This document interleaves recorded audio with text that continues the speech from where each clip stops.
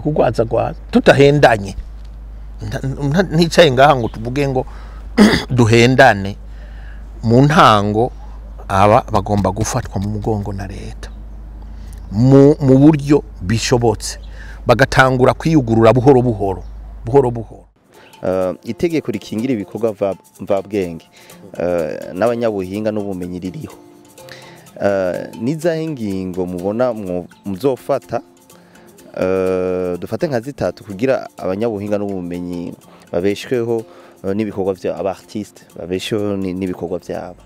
Secteur iragumye mugabo iyi secteur iragumye jewe narayiyumviriye kuko imico d'abord kama ni iwacu abarundi.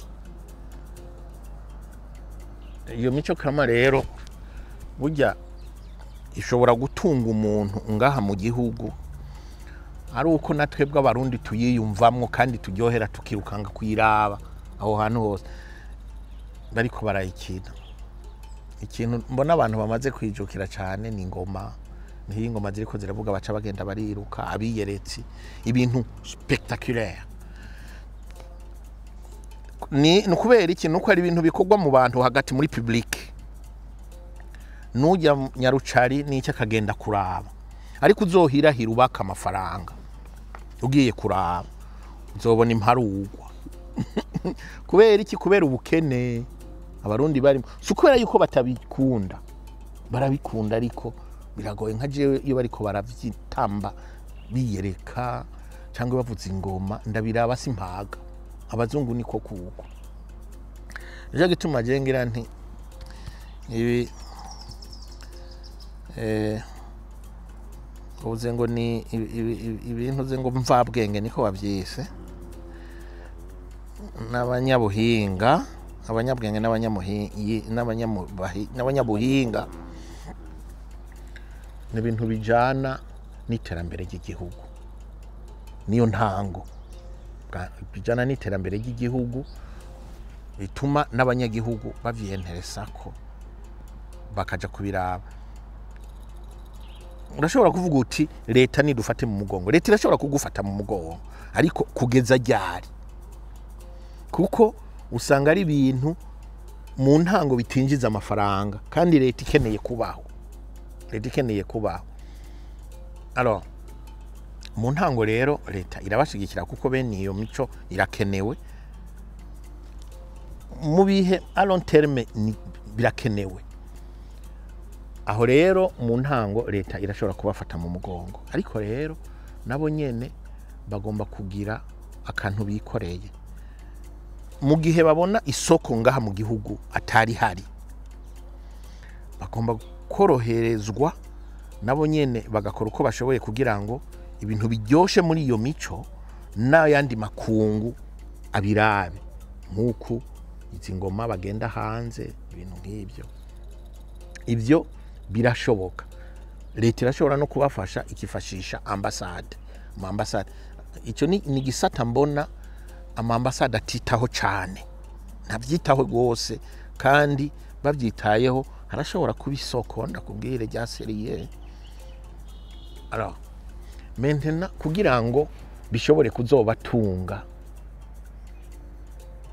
bizovahe bijehe ngaho Burundi no kugwaza gwaza tutahendanye nticaye ngaha ngo tuvuge ngo duhendane mu ntango aba bagomba gufatwa mu mugongo na leta mu buryo bishobotse bagatangura kwiyugurura buhoro buhoro babaye benshi baca baremera leta ari naco gituma jewe ndabifata muri iki gihe beaucoup plus ko ari charge que ibintu bishobora gutuma Uburundi butera imbere ariko bikenewe kugira ngo twame dufise akaranga mutima k'abarundi. Nico kimwe nibi cy'abanyabwenge. Umuntu arashobora guhiga akitorera ibintu uburyo bwiwe ifo yuko leta ibikingira n'amakungu arabikingira. Ibyo byo turabimenyereye ariko rero vyoroha kugera iyo ari ibintu by'ibinyabwenge ayandi makungu yitayeho, kuko ico gihe ayo makungu nayo nyene aca bizamwo, ni naho ucuronka uburyo. Iyo ni igisata ca kabiri. Igisata ca gatatu burya biterwa n'abarundi ubwacu na leta ukuntu ikora.